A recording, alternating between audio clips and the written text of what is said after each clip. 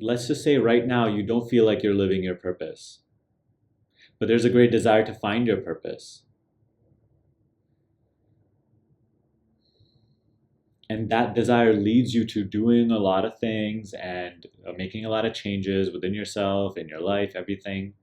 That sort of leads to you finding your purpose, finding your that meaningful work that's adding to others and yourself.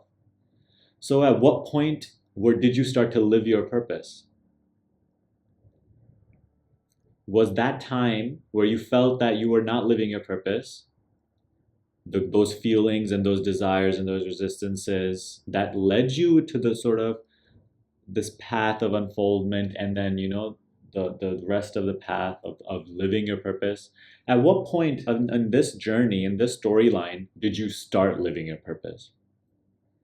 Was not that even that time where you felt like, or those set of circumstances that triggered these sorts of ideas and these sorts of um, this desire to find your purpose, was that not also just a part of the purpose?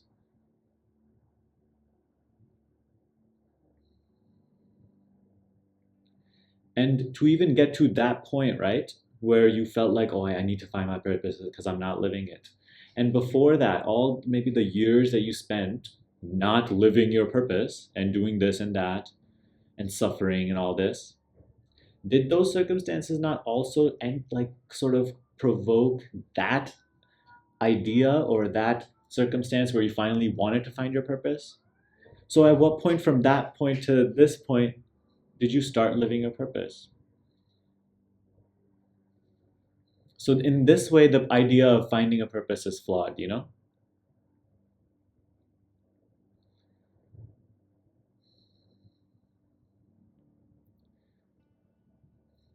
In acceptance of this moment lies your purpose. And you got to see this for yourself.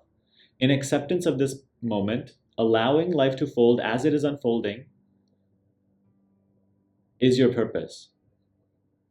Meaning, in this moment, if there's sort of there's a deep desire and wanting to move in this direction, or there's some resistance, like you have to see all that is the part of your purpose, personal, right? But you are actually the seeing.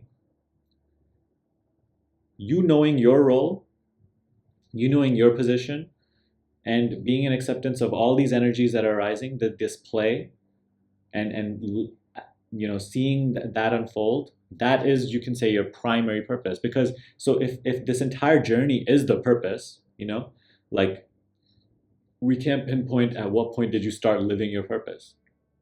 The circumstance where you totally were not living a purpose, but that's the one that led you to the other circumstance where you desire now to find your purpose. And now this whole journey that unfolded to where you have found your purpose and you're living it. All this is technically a part of finding the purpose. So at what point were you not living your purpose?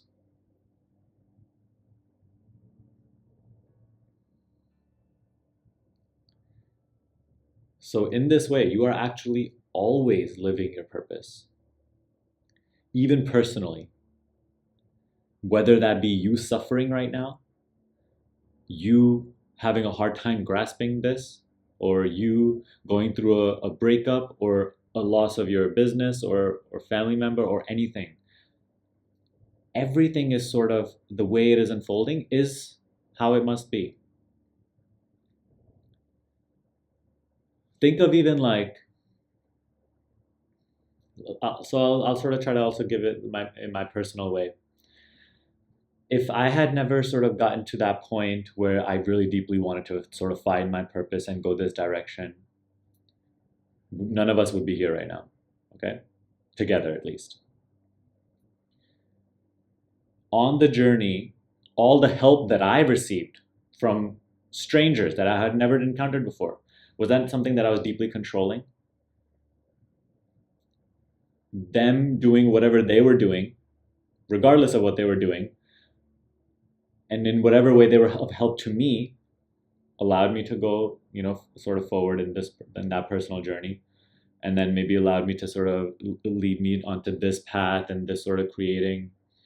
So many countless perspectives, storylines intertwining. No one intentionally doing anything. All just sort of like, think of the great diversity and the sort of the magnitude of this.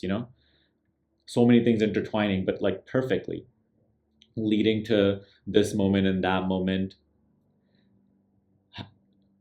Perhaps how many people were helping me, but then how many people was I influencing, and then how many people were those influencing. So it's like a whole web that you can never trace. All causes interconnected, which you are not really doing anything specifically for. At any given moment of life, no matter how put together you are, there's a sense of like, you're just kind of winging it. Nobody really knows what they're doing. No matter how much of a great professional you are at what you do, like nobody really knows what they're doing. Everybody's just doing their best based on what is arising for them.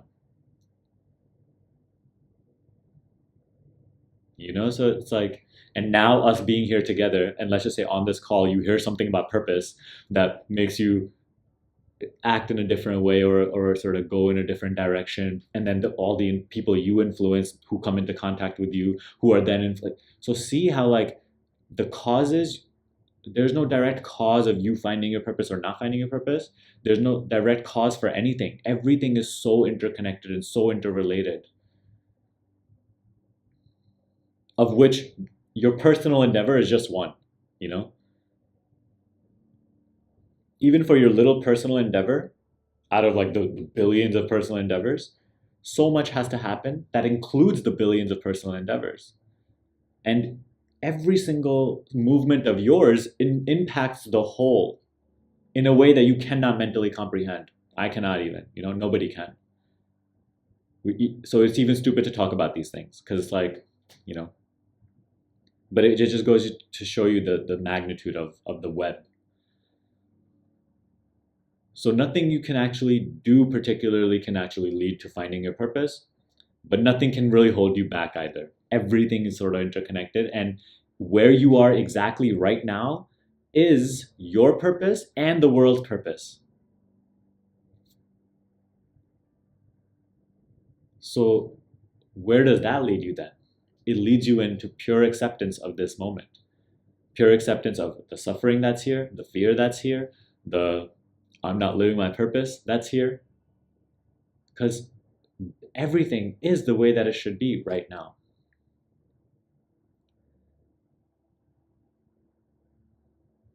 And the only thing that takes you out of this harmony is your idea about everything is not the way it should be right now.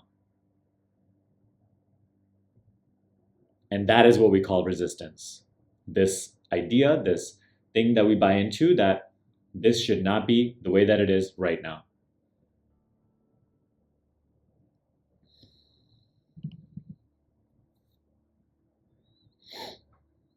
So your greatest purpose, both personally and impersonally, is to be here totally right now in complete allowance of what is right now.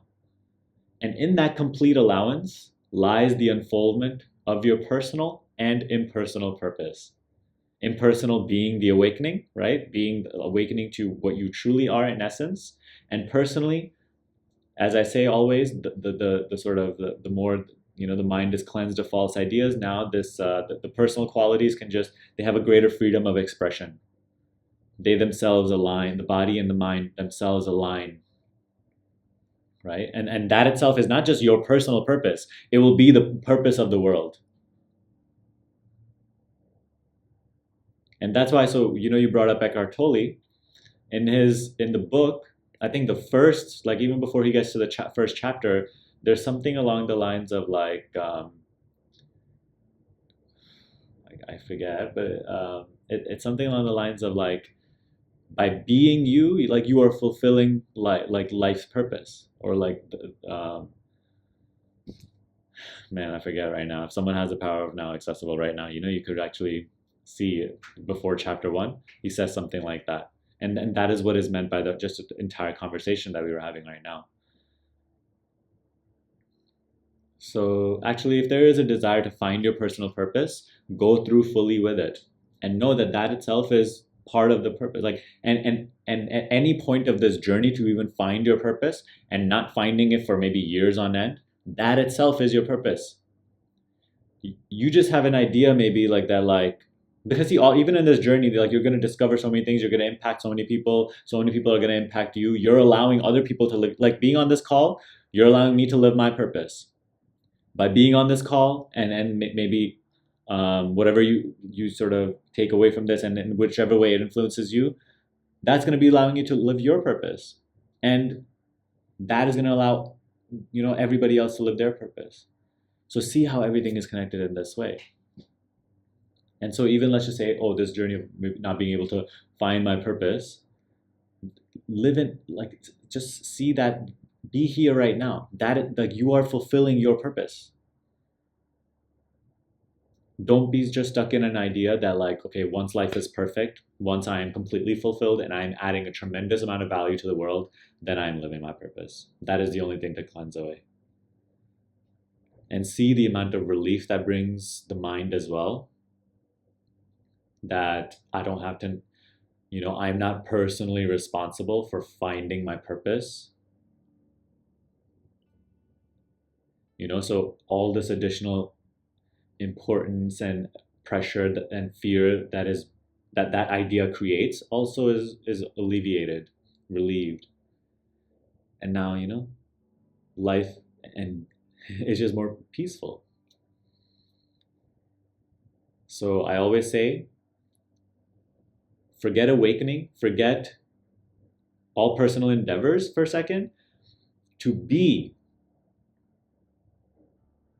is your life's purpose. And you're doing a great job at it right now.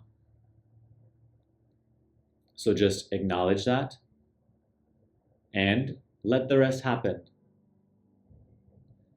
That I exist, that's enough. I am, that is the life purpose. To be, to know, to be aware. Everything else is secondary. This, to be, you fulfill impersonal and the personal purpose.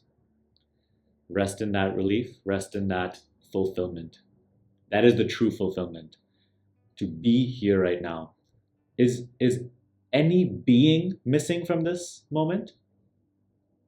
Are you being less than I am?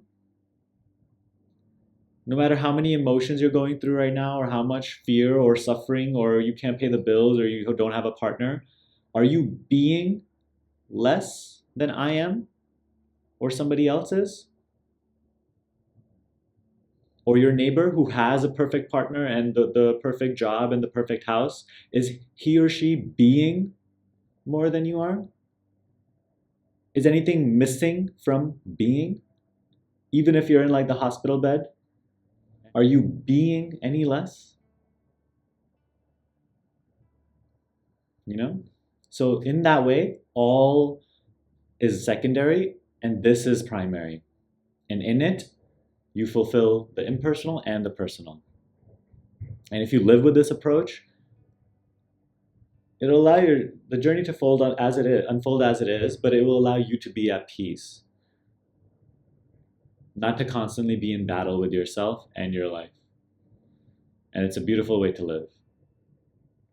And even if you don't live in that way, you're still not going to be anything less or any amount less. Regardless of if you suffer or you are in peace, you are being equally. You are knowing equally. Just the contents that you know are going to be different. One is unpleasant, one is pleasant. But you are being and knowing equally. So that's why I always say, become more interested in that which is stable, changeless. Because from there, now, there's just an allowance of everything to sort of unfold as it is. Even if there's a great desire, like, there's an acceptance of even that. Now there may even be a chase here. You know how we always talk about like letting go of chasing and everything? But maybe some chases are personally right now, that's just what is. And so there isn't even an allowance of even a chase. Some people have a really deep desire to awaken, or to get enlightened. So even that desire, okay, just there's just an allowance of even that. But you no longer sort of involved and immersed in this idea of a chase. You let the chase be, but you don't sort of lose yourself in it. Make being primary. And that's why, oh, well, it's perfect. Like the way we started this call, it's like, can you be here in a sort of attitude that like nothing else really matters? I am, and that's enough. From here, not wanting anything more, not fearing anything. If wants and fears are here, let that be. They will come and go as that car noise that comes and goes on their own without any effort on your end. You just keep this acknowledgement. I am. I know. And why? Because it is primary. Only because you are aware, only because you are alive, awake, knowing, can you know purpose or not purpose? Can you know peace or suffering? Like that is secondary. Its reality lies on your knowing of it. So to be, that's enough.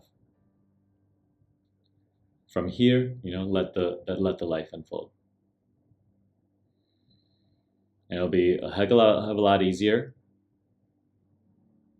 And in it, all your wrong ideas will dissolve.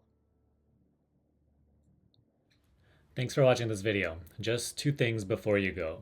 If you want to learn how to implement the teaching that we cover on this channel in a step-by-step format and really develop your understanding of it in a faster way, make sure to watch my free 1-hour class that I'm offering right now. And second, if you want to work with me personally to help you dissolve mind identification and return to peace through self-inquiry, check out my program down below. It's called the Higher Consciousness Shift. Enrollments are now open, so just check out the details and book your free call, and we'll see if it's right for you. That's all I have for you today. Make sure to subscribe to the channel, and I'll see you in the next video.